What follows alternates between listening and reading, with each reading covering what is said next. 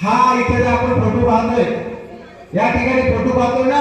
या ठिकाणी आपण तथागतांचा फोटो पाहतोय, या ठिकाणी आपण छत्रपती सम्राटांचा फोटो पाहतोय, या ठिकाणी आपण डॉक्टर बाबासाहेब आंबेडकरांचा फोटो पाहतोय, या ठिकाणी आपण छत्रपती शिवाजी महाराजांचा फोटो पाहतोय. लक्षात घ्या, आपण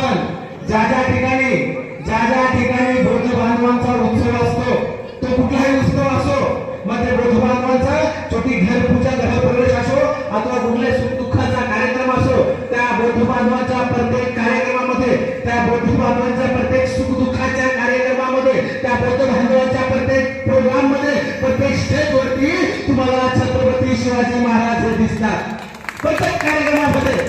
प्रत्येक स्टेज वरती तुम्हाला छत्रपती शिवाजी महाराजांचा पुतळा किंवा छत्रपती शिवाजी महाराजांचे फोटो तुम्हाला त्या ठिकाणी पाहायला भेटतात. आणि इतकंच नव्हे, तुम्ही प्रत्येक बौद्धांच्या घरामध्ये बघा, सर्व करा,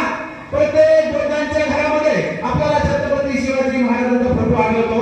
कारण या पृथ्वीतलावरती सर्वात जास्त जर काय छत्रपती शिवाजी महाराजांचं वाचन, प्रेम म्हणत नाही,